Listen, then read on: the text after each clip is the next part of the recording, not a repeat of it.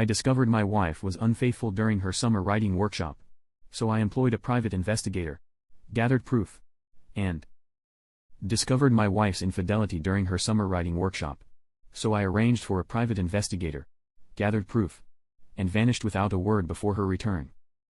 I'm known as Jonathan Carter, though my friends prefer to call me Ab. Definitely not Andy. There's always that one bothersome drunk or clueless individual who feels the need to act overly familiar and insists on calling me Andy. So, Andy, what do you do for a living? Inquisitive minds seek answers. I respond by crafting an innovative device that law enforcement can utilize from a distance of 40 feet to assess individuals for signs of intoxication. They've begun affixing them to radars throughout the town. That typically silences them, but just in case you haven't realized it yet, the device isn't genuine. I find myself lacking tolerance for nonsense. Deceive me, and the situation will only deteriorate. I consider myself straightforward, lacking any complexity. I appreciate a simple life and take pleasure in my professional endeavors. I am employed as an engineer at a large national corporation with locations throughout the country. I enjoy the company of friends, and though I don't indulge in drinking often, I do savor an occasional beer. To be honest, I have a stronger preference for nachos, but that's my personal struggle. If I allow it to spiral, I might end up putting on weight. I strive to maintain a good level of fitness appropriate for my age. I once seized every opportunity to go sailing, but now, with a wife and 2 young daughters, my time is quite occupied. In the end, I parted ways with the boat. That was merely one of the concessions I've embraced throughout the years, allowing me to cherish quality moments with those who truly hold significance in my life. I have been joyfully united with Samantha for 25 years. She dedicates her life to teaching high school students. Our 2 daughters have embarked on their college journey. Lillian is pursuing her studies at Brown University in Rhode Island, while her younger sister, Denise, is enrolled at Boston University. While those prestigious schools may be out of my financial reach, I'm fortunate that the girls are committed learners and have earned remarkable scholarships. We reside in North Carolina, particularly in a region referred to as the Research Triangle. The focus is on outstanding universities in Raleigh, complemented by a landscape filled with leading high-tech companies.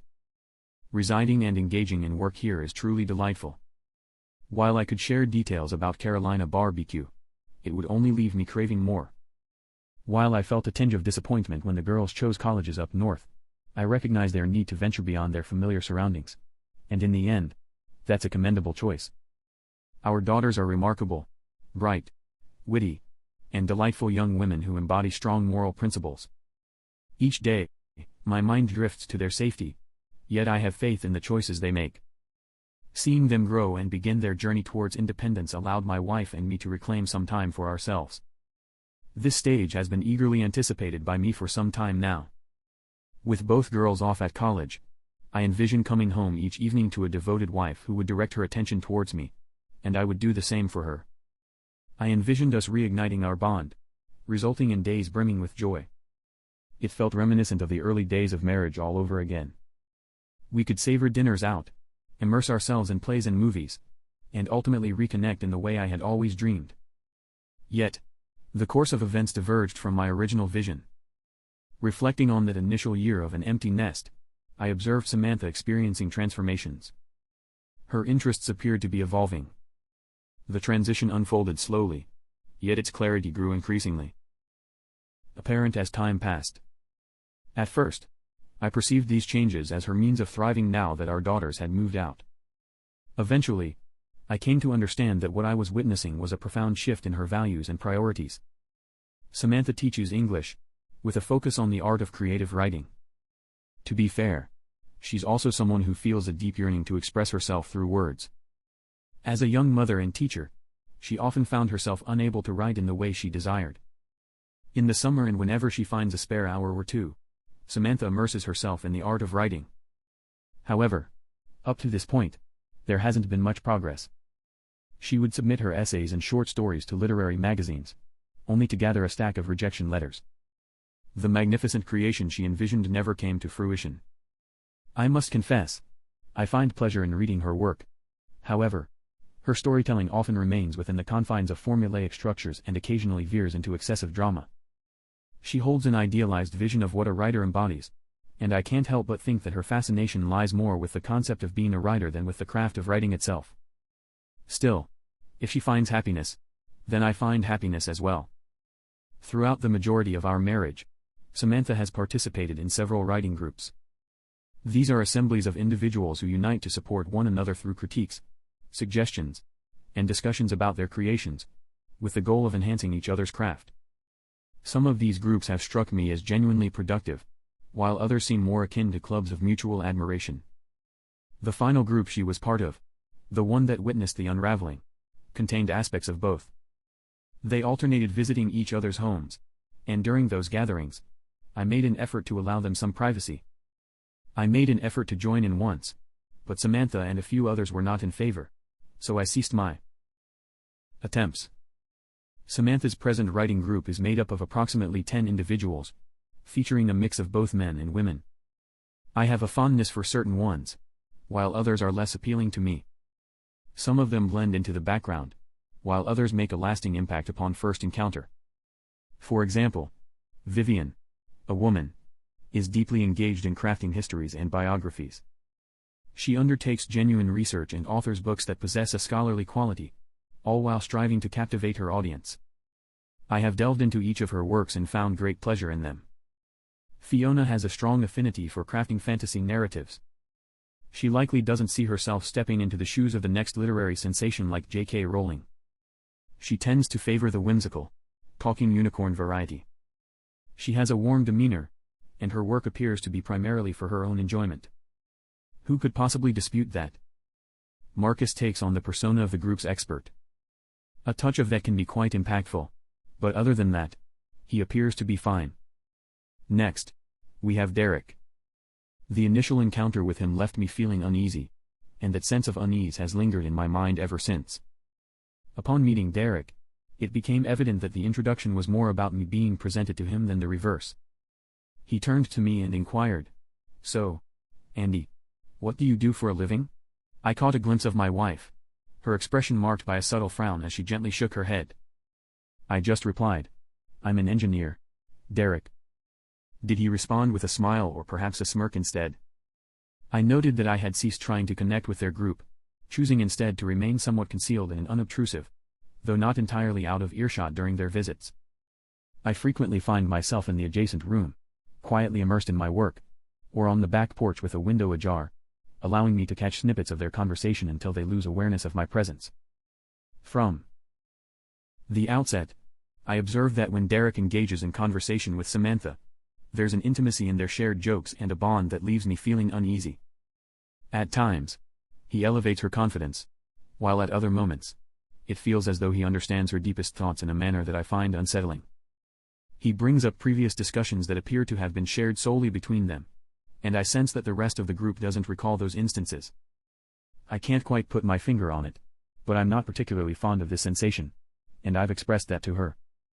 She dismisses my worries, and I've come to understand that it's best not to press the issue. I have ensured that she comprehends my feelings. The rest is now in her hands. The group adheres to a structured routine during their meetings.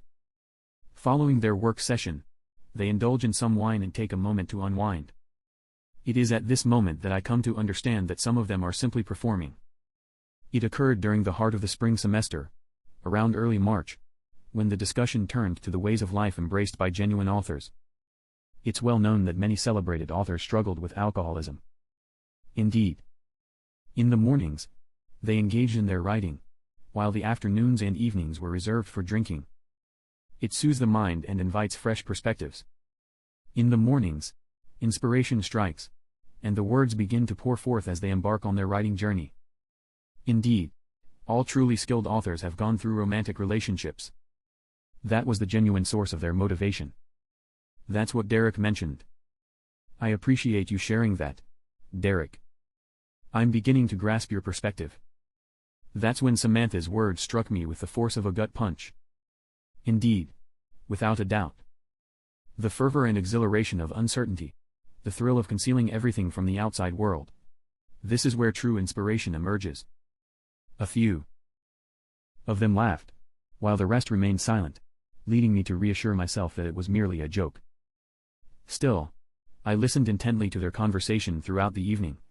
Perhaps we should all indulge in a night of wild passion, and then we could each craft the next great American novel. That originated from Bill. I was unsure whether he was being serious or joking. Character flaws are not the foundation of outstanding storytelling. What genuinely creates remarkable narratives are elements such as humanity, empathy, and the exploration of the unknown's mysteries. I previously noted my fondness for Fiona. Remarkable narratives revolve around conquering obstacles, pursuing excellence against all challenges, and enhancing the world for future generations. Perhaps, with the right incantation, we can sidestep all the trouble. There he goes again, that insufferable Derek. To their shame, a few members of the group appeared to find that entertaining. I have my doubts about whether Fiona did, and I suspect Vivian didn't either. They persisted in discussing the drinking habits and romantic escapades of authors, while I remained an unnoticed listener, absorbing every word without revealing my presence. Then I overheard a captivating segment of their discussion.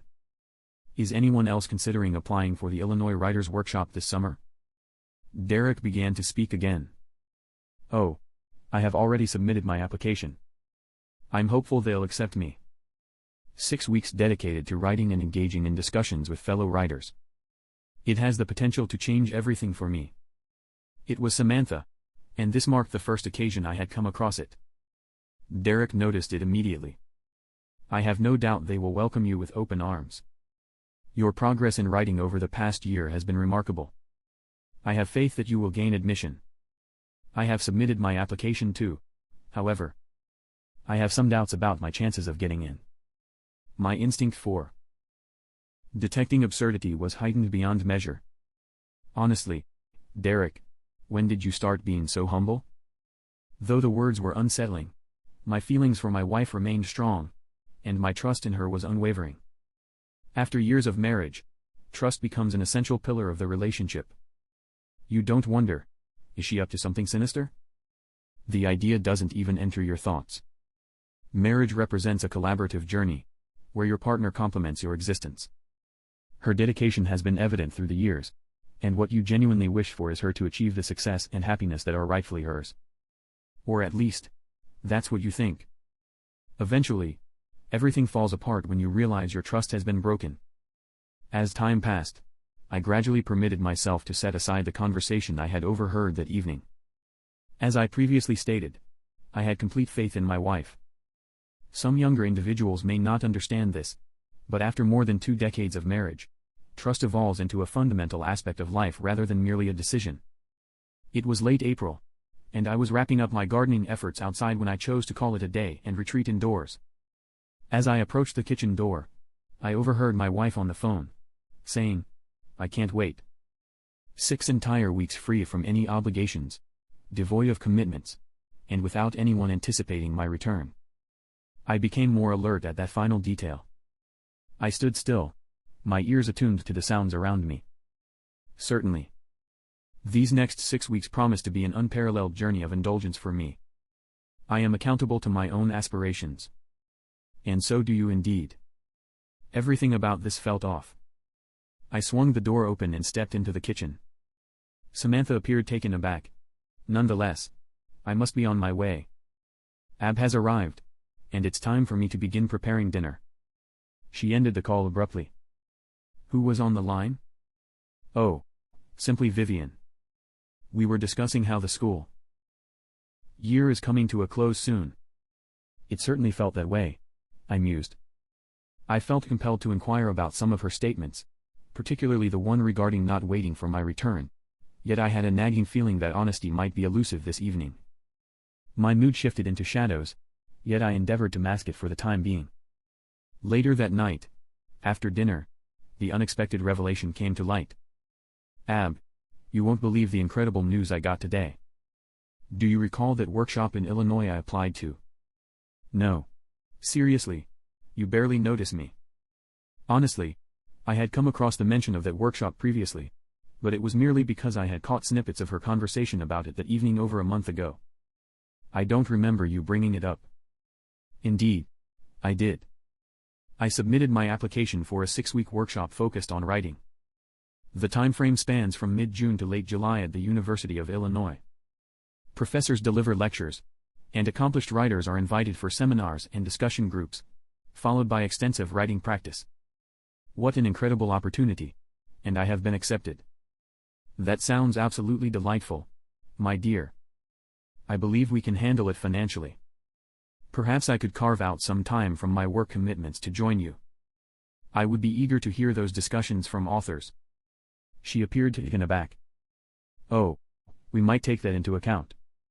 The next 6 weeks will be quite demanding, leaving me with little opportunity to spend time with you.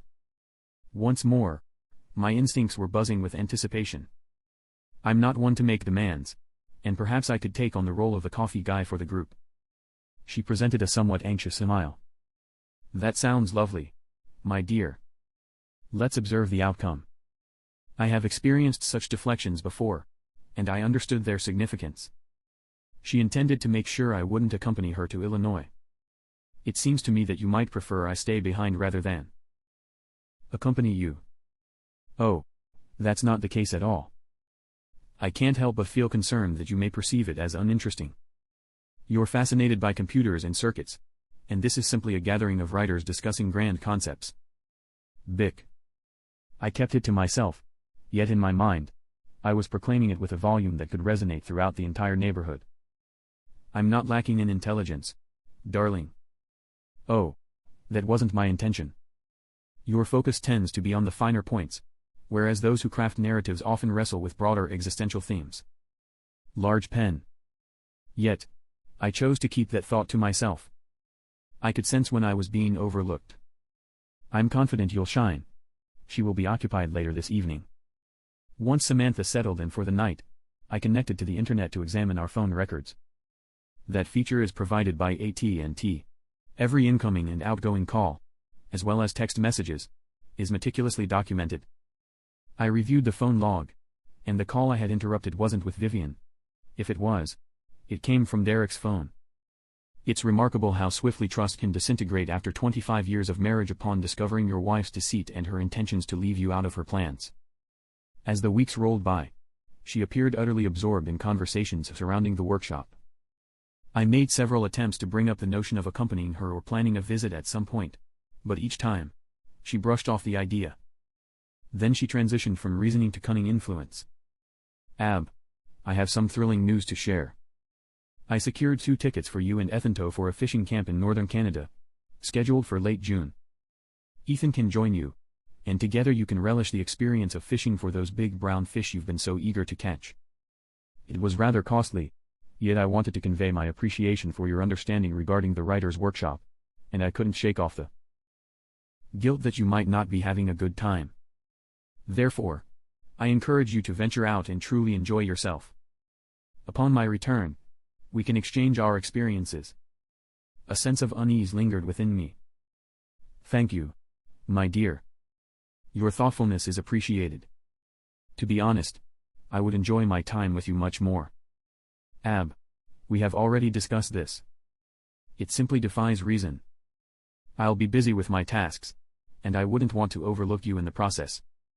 I took a moment to examine her face and eyes, attempting to decipher the meaning behind what I observed. Was it patronization? Thank you, dear. Canada seems delightful.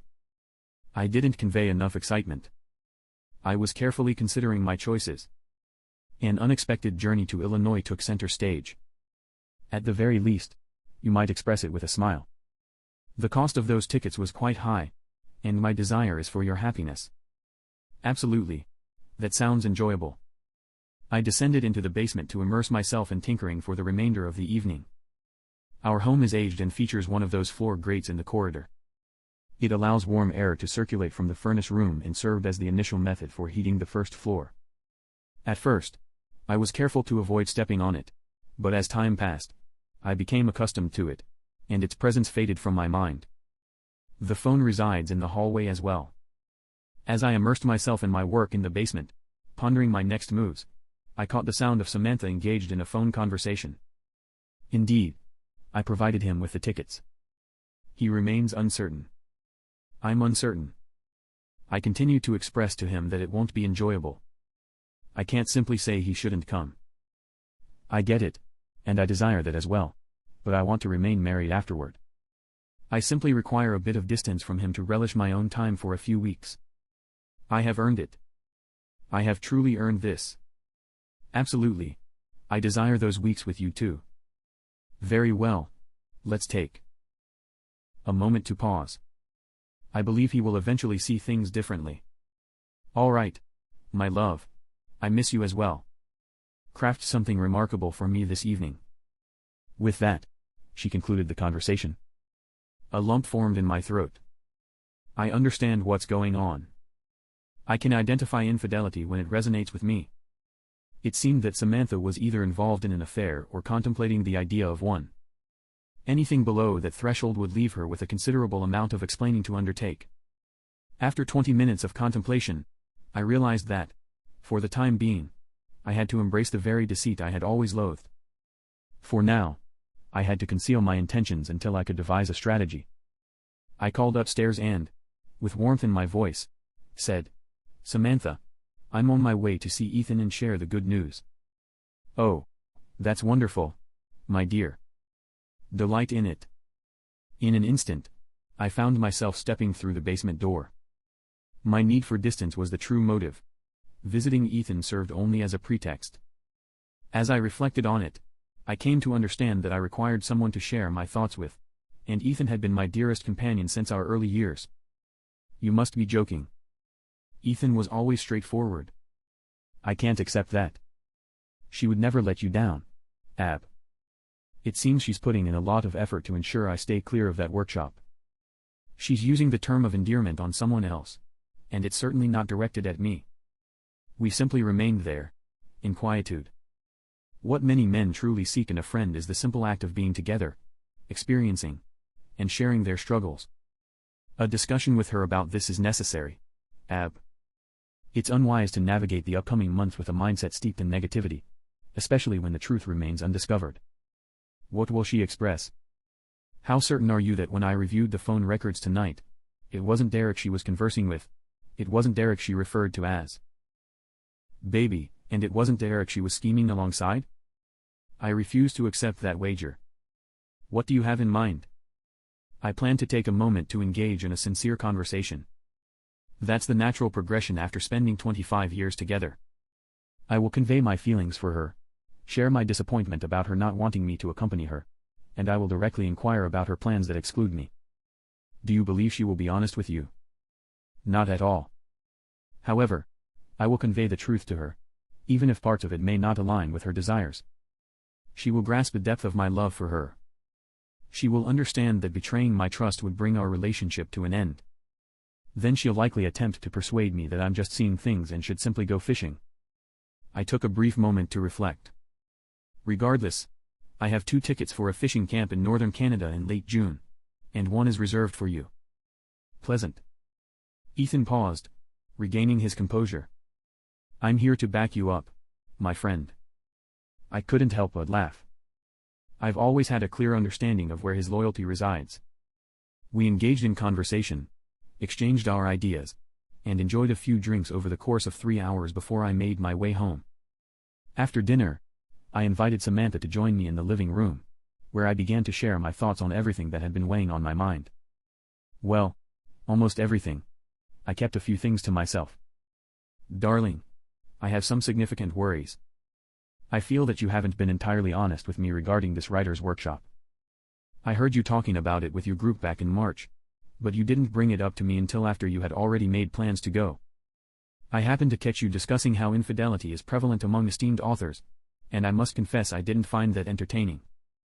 You've been discussing your trip with Derek, yet when I ask, you provide me with misleading information and insist it's someone else. You know how I feel about that guy. When you shared the news of your acceptance, there was a noticeable distance in your demeanor, as if you were intentionally dissuading me from joining in. While my presence isn't necessary, I felt compelled to join you in this thrilling adventure. You chose to make arrangements for me to be elsewhere, without even discussing it with me, effectively committing to a decision on my behalf. It seems you want to make sure I won't be present during your time in Illinois. I sense that there may be some truths left unspoken between us, and it's leading me to doubt your faithfulness. Ab. I have always respected you, and I would never betray your trust. What has come over you? You are my partner, and my greatest desire is for you to enjoy yourself. It truly pains me that you could perceive me in such a way. I have no power over my emotions or the things that evoke them. It's clear how much you mean to me. From the moment our paths crossed, my heart has been yours, yet the thought of betrayal lingers too heavily to ignore. Is that your intention, Samantha? Is this workshop intended to be your refuge from our marriage? Update 2, which marked the conclusion of our dialogue, devoid of any further understanding or tender exchanges. She erupted into a fit of yelling, and for the remainder of the night, it was either a cacophony of shouts or an oppressive silence from her. For the next week, there was nothing but silence. She employed the silent treatment as a tactic to compel me to relent, attempting to drive me into submission. Nevertheless, it proved ineffective. Indeed, it only reinforced my beliefs. However, I came to understand that this approach was not yielding any results, so ultimately, I permitted her to think she had triumphed. If she intended to betray my trust, there was little I could do to stop it. I happened to catch a phone conversation that hinted she may have already taken that step. In the end, I expressed my gratitude for the journey to Canada, yet my spirits stayed low, not brightening until the adventure concluded. As soon as she obtained her desires, her demeanor shifted dramatically, and she began to play the role of a devoted wife, all in an effort to encourage the behavior she sought from me. It felt like she had flipped a switch, intensifying my suspicion even further. I can identify manipulation when I find myself subjected to it. The Illinois Writers' Workshop was approximately 500 miles distant, and I was unfamiliar with anyone attending. I inquired of a colleague about whom he turned to when he had suspicions regarding his wife's fidelity. I took his suggestion to heart, and the individual he pointed me to was located in Illinois. I contacted them for help. The workshop was ideally situated on a state university campus. The PILS operatives were unable to take part in the program, yet they had the freedom to navigate the campus and observe the rooms as required. The participants would enjoy meals in the campus cafeterias, explore local bars, and reside in a spacious dormitory alongside fellow students. This created a chance for subtle observation. Some of these students would indeed be working under my guidance, armed with cutting-edge technology. As the school year drew to a close, our daughters made the choice to stay at their universities over the summer to engage in research projects alongside their professors. This indicated that we remained empty nesters, and I put forth a deliberate effort. I extended invitations for dinners, prepared meals at home, and accompanied her to a range of shows. She appeared to relish every moment, and I began to feel that I was moving forward. Yet, each time I conveyed my affection for her, I felt a dismissive, I know attitude emanating from her. Gradually, the fragments of the puzzle began to align. It wasn't that her love for me had faded. Rather, she had begun to overlook its significance. I was known, dependable, and her source of security. She was confident that she could leave, pursue adventure, step away from our marriage, and I would be here when she came back. This insight caused my plans to align perfectly. On the day of her departure, it struck me that I could no longer let my thoughts remain unexpressed. We lingered by the door, awaiting the arrival of her shuttle to the airport.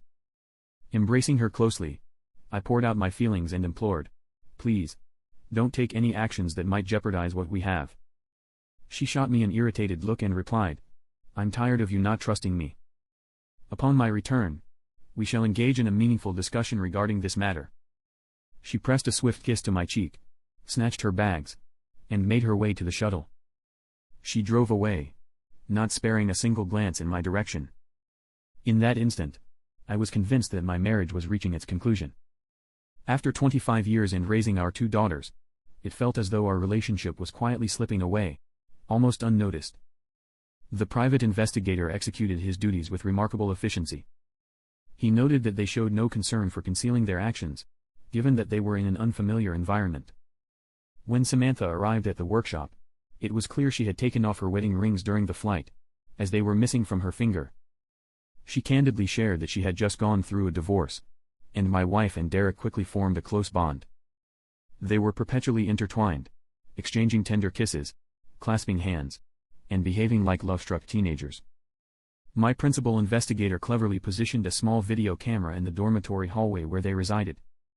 Even though Samantha and Derek were given separate rooms, they chose to occupy just one together. From time to time, her room became their sanctuary, and at other moments, his, yet the nights were invariably shared in each other's company.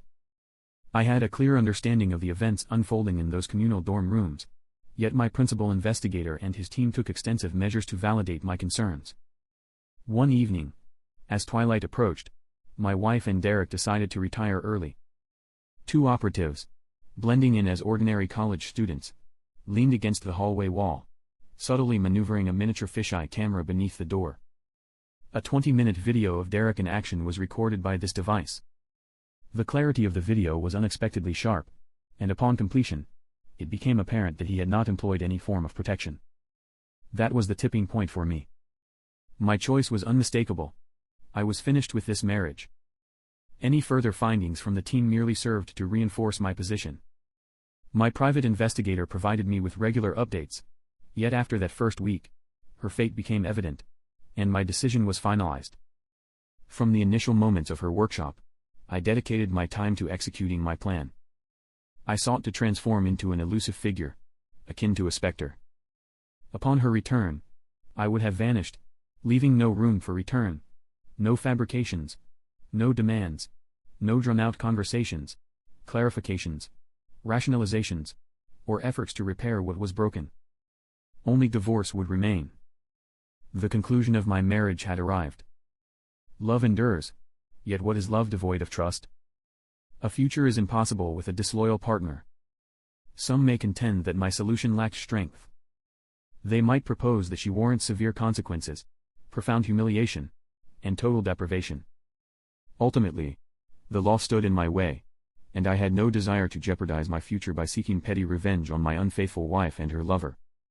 My retribution would involve stripping away the singular source she always depended on, the unwavering presence that comforted her, encouraged her, elevated her, and inspired her. I was distancing myself.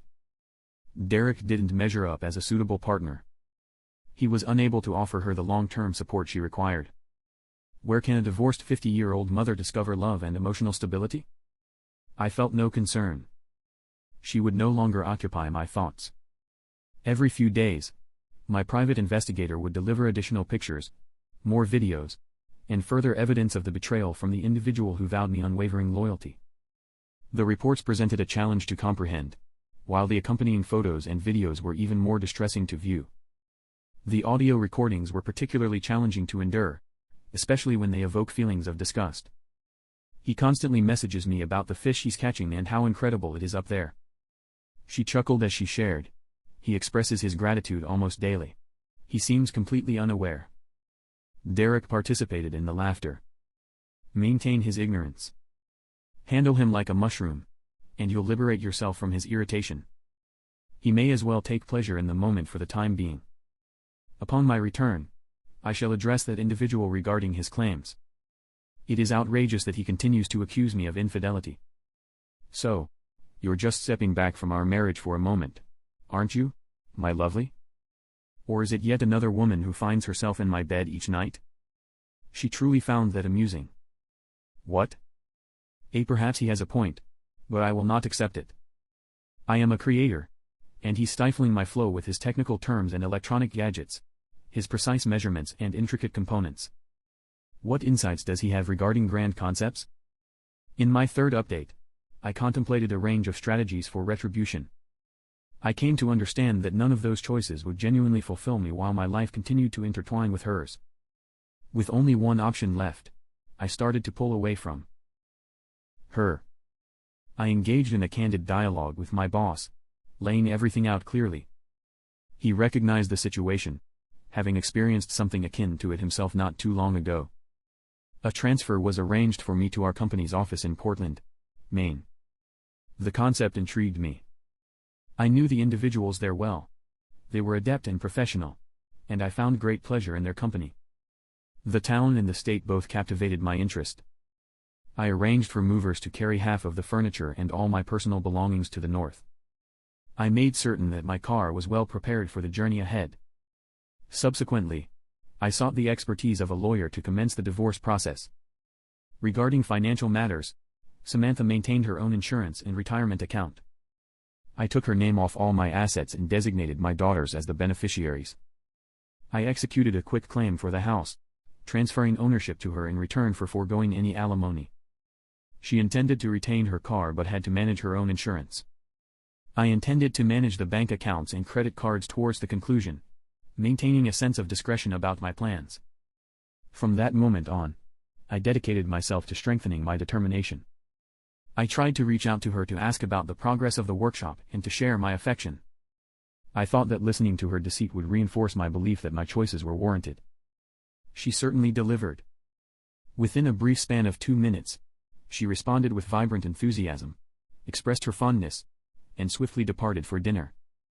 My private investigator later revealed that Derek was right beside her, sharing knowing glances and mocking gestures, which only reinforced my decision. It was clear that she viewed the situation as a joke, affirming that I was indeed on the right track. As a result, I decided to reach out to her via text messages rather than phone calls, since I was uncertain about my ability to manage my emotions during a conversation. I would inform her about the successful fishing trips, but the reality is that I had sent Ethan and his wife on those excursions. They truly enjoyed themselves. Ethan chose his partner with great discernment. Before I left, I made sure to pay them a farewell visit, and they assured me they would come to see me. As her 6-week workshop came to an end, I wrapped up my last assignments. A friend of mine, who works as a real estate agent, provided me with a for sale sign to put up in the front yard. I found myself in a predicament where selling the house without her consent was impossible, particularly because I had already transferred ownership to her, a fact she remained oblivious to. The moment she stepped through the door, the sign would catch her eye immediately. I altered the locks on the house to create a sense of distance from her presence, curated specific photos from her journey, including candid stills captured beneath Derek's door, and assembled a copy of the private investigator's report. I placed everything on the dining room table to make it clear that her actions had been revealed. The majority of my possessions had already been transported by the movers, who would keep them safe until I was prepared to retrieve them. I brought along just 2 suitcases, my briefcase, laptop, and guitar. Having my guitar was essential. It was impossible for me to place such a valuable thing in the hands of another. Though Derek may have a connection with my wife, my guitar held a special place in my heart. I had intended to leave the following morning, fully aware that she wouldn't be back until much later that night. In this manner, I would have vanished by the time she showed up. Yet, the evening prior, my perspective shifted. I desired for her to feel the anguish immediately, while she was left to wait and fret until her return. I composed an email that included 3 thoughtfully selected photos of her and Derek, accompanied by the phrase "divorce you. I hereby declare our marriage dissolved. I hereby declare our marriage dissolved." I chose a photo capturing a moment of closeness on the dance floor, distinctly revealing that she wasn't wearing her engagement and wedding rings. The second image portrayed them entering his dorm room, fingers intertwined. A screenshot from the dorm room video captured her face prominently. I expected she would come across these images and wished it would spoil her last romantic evening with Derek as they desperately looked for cameras that had already been taken away. I then powered down my phone. Departing from the house that had served as our family home for so many years brought a blend of sorrow, doubt, and a sense of liberation. It was a moment that encapsulated the essence of challenge, uncertainty, and liberation, all intertwining in a single, profound experience. Ultimately, my wife had departed from my existence. I was unaware of the when or the why, yet it felt as though she had passed away, even though I bore no responsibility for it myself. The woman who stayed, bearing a likeness to my wife, felt like a complete stranger, someone I couldn't identify and had no desire to reconnect with. I was beginning anew, confronting an uncharted journey before me. In the midst of profound sorrow, an unexpected feeling of freedom emerged. The burden of deception, treachery, and condescension was momentarily removed from my shoulders. The sole price I paid was the loss of half my existence, now beyond reach. Even though the hour was late, my thoughts were in a whirlwind, prompting me to drive for roughly 100 miles down the serene highway, immersed in contemplation, until I stumbled upon a hotel for the evening. I sought out a true local breakfast spot, not a chain hotel experience. I was in search of something genuine. In the end, I discovered it and relished what might be my final serving of grits for quite some time. As I relished those grits, my mind wandered, prompting a reevaluation of my journey to Maine. This signaled the onset of my new chapter, and a long journey lay before me. I could hasten my journey to Maine, fleeing from my troubles, yet I had a 2-week span before my job commenced. What's the rush? I needed time to settle my mind, process their betrayal, and move forward from the past. I decided to embrace a leisurely pace, savoring the landscape on my journey north and connecting with the unique character of each state and its people along the way. This week marks the shift from my previous existence to a fresh chapter in my life. I aimed to indulge my senses, particularly my taste buds, to wash away the ugliness and errors of my past and prepare for a new beginning. The remainder of the day unfolded with leisurely strolls through Williamsburg, surrounded by the vibrant summer throngs. I delved into the abilities of talented artisans and craftsmen. I successfully secured accommodation even without a reservation. Only after enjoying a light dinner and getting comfortable for the evening did my mind drift back to the memories of my failed marriage. At that moment, she was probably making her way back home. I pondered her reaction when she spotted the for sale sign in the front yard and came to the unsettling realization that her keys no longer fit the lock. The following day, I journeyed north, navigating the winding back roads that led me to Annapolis, the capital of Maryland. I journeyed through quaint towns and historic plantations nestled along Virginia's ancestral rivers, such as the York, Rappahannock, and Potomac, all of which gracefully flow into the Chesapeake Bay. A solitary stretch of road lay before me, guiding me toward the unknown that awaited in my future. I would traverse that winding path as it led me away from treachery and into a new beginning in my life. Update 4. I found myself in my hotel room in downtown Annapolis, finally deciding to power on my cell phone. As anticipated, it was brimming with countless missed calls, emails, and text messages. The majority originated from Samantha, with a handful coming from friends. I engaged with every single one, despite the challenges it presented. It was an essential move. At first, Samantha was trying to persuade me that the situation was not what it seemed. Indeed, that's quite the statement. She sent those messages from Illinois before heading home to view the remaining photos and peruse the PI's report. In the meantime, my friends were letting me know that Samantha was trying to contact everyone in an effort to find me. Unbeknownst to her, she was searching in entirely the wrong spots. Ethan and his wife were informed, yet I deliberately kept the others uninformed. I will inform them as soon as I have settled in. I knew deep down that I couldn't remain a phantom indefinitely. I became worried after receiving 2 calls from my daughters. Samantha reached out to them in a bid to uncover my location. I intentionally kept my decision to leave their mother to myself, as I preferred to discuss it in person. Yet, I couldn't allow them to be concerned. I had a conversation with my daughters and thoughtfully laid out the situation for them. They were distressed and struggled to accept that their mother could act in such a way, so I shared with them the same images I had forwarded to Samantha the night I departed, accompanied by the private investigator's report for their review. Subsequently, they vowed to keep my actions a secret from their mother. Another missed call lingered in the silence. My attorney has notified me that Samantha has officially received the divorce papers. At that moment, she understood I was serious.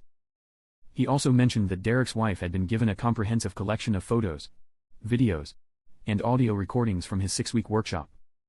That was a fitting twist of fate for Derek. On the 3rd day of my journey, I navigated through northern Maryland, and with a surge of excitement, I ultimately arrived in New Jersey. Actually, that's not quite right. I journeyed through New Jersey, not pausing until I arrived in Connecticut. During my time in Connecticut, I dedicated a few hours to wandering through some of the historic towns that line the coast. Without a particular aim in mind, the architecture captivated me with its uniqueness compared to what I was accustomed to in North Carolina, evoking a profound feeling of being in a new environment, both in body and spirit. And let's keep this between us, but I dedicated an hour in Groton to searching for as many submarines as possible. The blackfish exhibit a remarkable stealthiness. As I looked out over the shoreline, I couldn't help but recall that when they refuel those nuclear submarines, They actually cut a hole in the hull to access the reactor, only to weld it back together afterward. Could that be a metaphor for my circumstances? Could Samantha's betrayal, which shattered my heart, be the initial spark to reignite my life? Can I find healing as I begin this new journey? Upon waking the following day, I sensed it would present the greatest challenges yet. Following a fulfilling breakfast of eggs, bacon, toast, and a robust cup of black coffee, I prepared myself for a challenging discussion with my eldest daughter, Lillian, in Brown. The journey was brief, and I reached her dorm in the late morning hours. We chose to postpone our discussion for a little while, allowing her the chance to feign happiness for an hour or two. She guided me through the campus and then led me to the cafeteria, where she introduced me to her friends. They embodied the very essence of the young men and women I had envisioned her being surrounded by. Their demeanor was warm and engaging, demonstrating a genuine attentiveness and a sense of shared encouragement. As we were leaving, I pulled Lillian's roommate aside to let her know that Lillian was in for a challenging day. I requested that she take care of my daughter. She responded, "Naturally, Mr. Baker." Last night, she shared with us. Everyone has gathered to support her. Absolutely. My daughter has made thoughtful choices in selecting her friends. Lillian and I lingered in her dorm room for hours, engrossed in a deep conversation. I revealed to her photographs and played audio recordings that I had never anticipated sharing with one of my children. Her feelings oscillated between sorrow and rage. I find it hard to fathom that Mom would act in such a way. Is she truly the same individual who nurtured us? What sort of repugnant individual has she become? At that moment, I felt compelled to step in, despite my understanding of her feelings. Lillian, no matter her actions, she remains your mother. And keep in mind, it's me she has betrayed, not you. I'm sorry, Dad, but she broke apart my one and only family. This is undeniably impacting me. I can't argue with that. As the afternoon unfolded, our dialogue persisted, and I shared my aspirations with her. I urged her to invite her friends, and we headed out for dinner at the finest spot in town, or at least the finest that fit my budget. It appeared that all relished the opportunity to step away from the typical fare of the dining hall. I recounted my own college dining experiences, and I believe it fostered a deeper appreciation for their present circumstances. I spent the night at a nearby hotel, and the following morning, I shared breakfast with Lillian, embraced her in an emotional hug, and then set off north to Boston to go through it all again. Lillian likely shared the news with Denise, as her response was notably more measured than that of her older sister. Disappointment and anger lingered, yet surprise had diminished. She asked to view the evidence, and I presented it to her. As fate would have it, her mother rang just as we were deep in conversation, and I gestured the universal sign for no, indicating I wasn't available. I shook my head, waved my hands in a flurry, and made a slicing gesture across my throat. She comprehended. Emily consistently exhibited a calm and rational demeanor within the family. Then she performed an act I believed I would never see. She mentioned that Dad called last night, right? Have you really turned into someone who deceives her husband and engages with several partners while hiding the truth? I was caught off guard. I felt the urge to reprimand her for the way she spoke to her mother, yet I couldn't overlook the validity of her statements. I said what I said. Mom. You dedicated 6 weeks to someone else while your dad was left alone at home. Did it pay off, Mom? Was it truly worth sacrificing your marriage for? Wow, my daughter has an impressive command of language. Reminder to self. Steer clear of her wrath. There was little left to explore.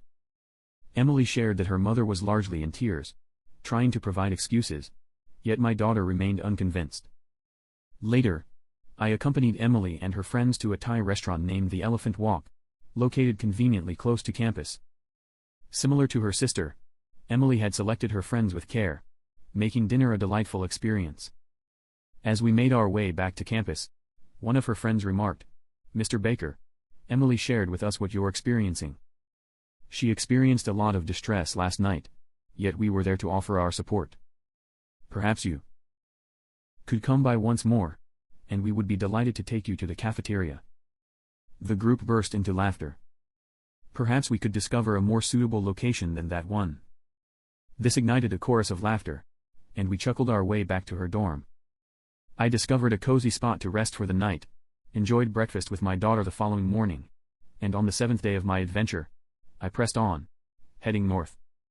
I left Boston and discovered I was merely 2 hours south of Portland.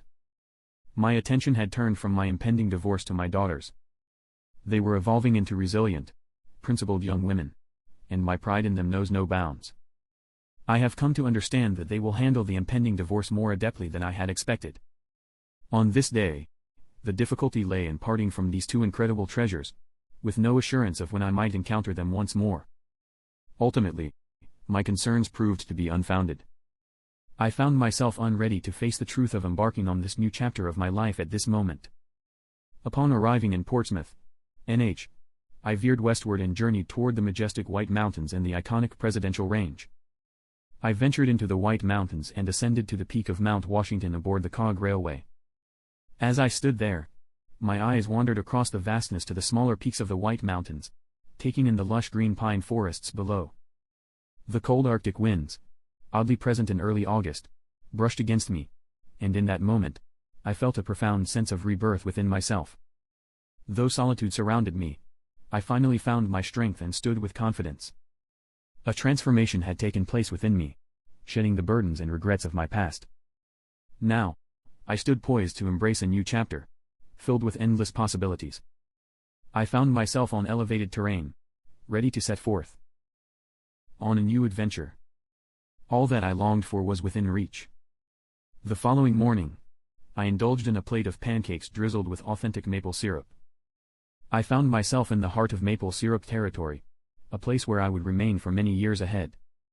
With a sense of rejuvenation and anticipation, I returned to my car and set off for Portland. I arrived in the mid-afternoon, so I chose to connect with my new boss to inform them of my arrival.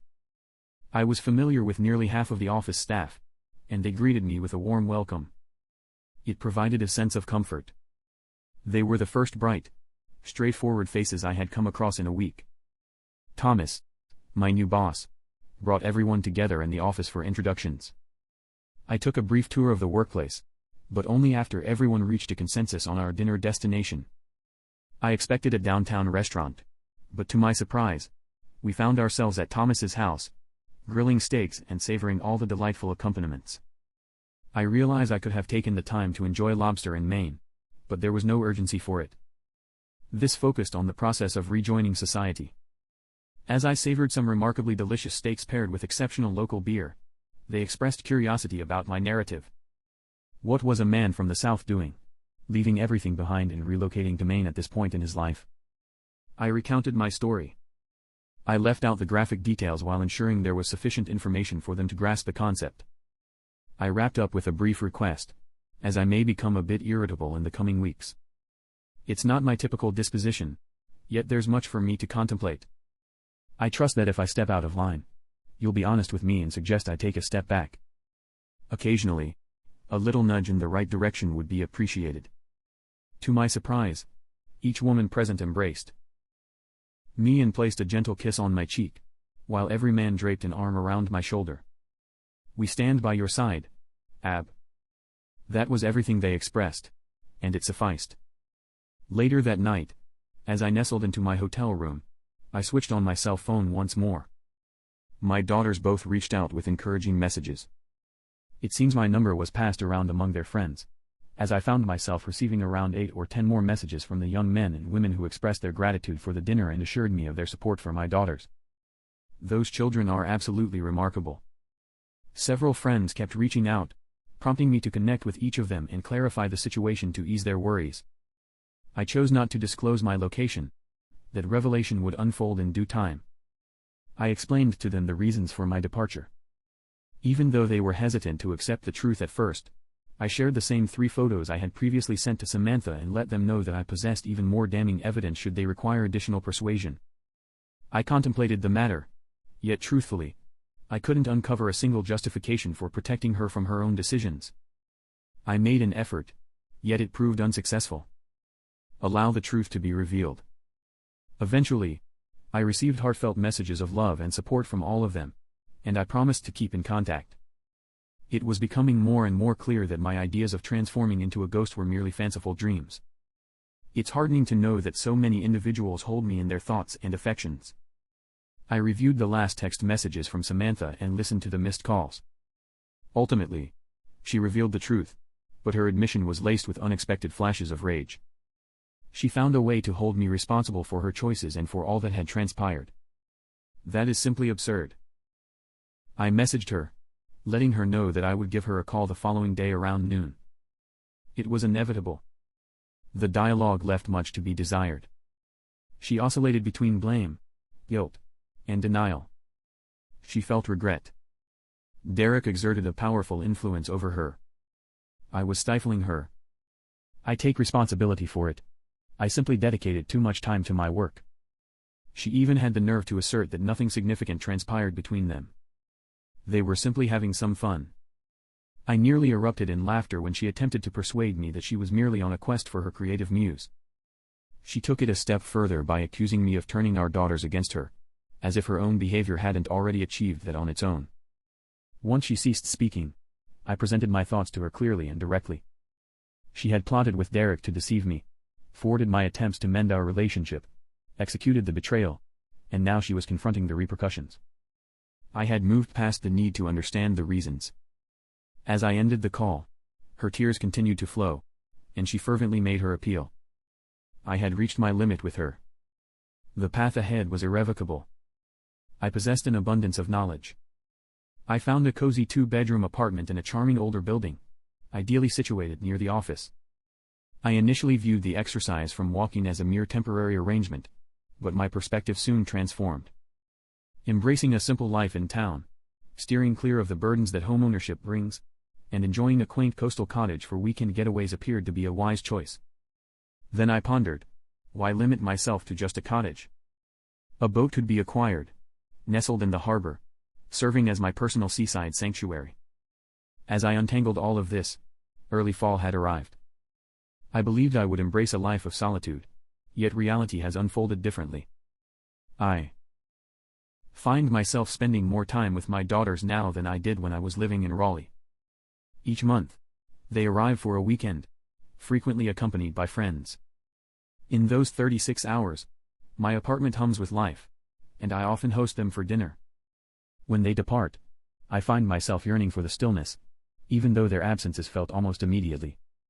To my surprise, a handful of my friends have made the trip, while the others intend to visit when the weather improves. I reside by myself, yet I experience no sense of loneliness. I formed new connections at work and during my explorations. The sailing community is vibrant and welcoming, and I've encountered fascinating women. Nonetheless, I will maintain a respectful and composed demeanor until the divorce is complete. Despite the impending finalization of the divorce, Samantha continues to contact me. She never genuinely acknowledges her actions and tends to minimize the circumstances. Her only response is that it's something everyone engages in. It holds no significance. However, it indeed does. The closeness holds significance, and the dishonesty and control resonate even deeper. I considered sharing my thoughts with her, yet people evolve, and I find myself questioning the purpose of it all. Honestly, my life is intertwined with hers. Given that I have 2 daughters and numerous mutual friends, it's improbable that I could completely detach myself. Yet, with 600 miles separating us, I am free from the constant ache of rejection and betrayal. She once held the pivotal role in my existence, but that changed when I faded from hers. At this moment, I am shaping my own journey and crafting my own destiny. This situation yielded several beneficial results. First and foremost, I truly appreciate residing in this place. I'm experiencing my first significant winter, and it's quite a surprise, but if others can manage it, I can too. The early darkness in this area truly enhances the warmth and brightness of indoor gatherings. I've begun my quest for a boat and discovered a location with moorings conveniently close to town. I'm eagerly anticipating spring, a time when I can immerse myself in splicing lines and applying varnish. The nearby eateries offer delightful fare, the craft breweries are exceptional, and the community is genuinely warm and welcoming. A diverse array of music and dances, such as contra dancing, awaits exploration, and I continue to uncover delightful surprises. I have faith that life will ultimately unfold positively for me. Is my heart completely mended? Not yet, but time has a remarkable ability to mend wounds, and I hold a strong belief in the brighter future that awaits. Oh, and just to add, Derek's wife appears to share my old-fashioned sensibilities. She expelled him from the home and ended their marriage. What's even more disheartening is that both Samantha and Derek remain without publication.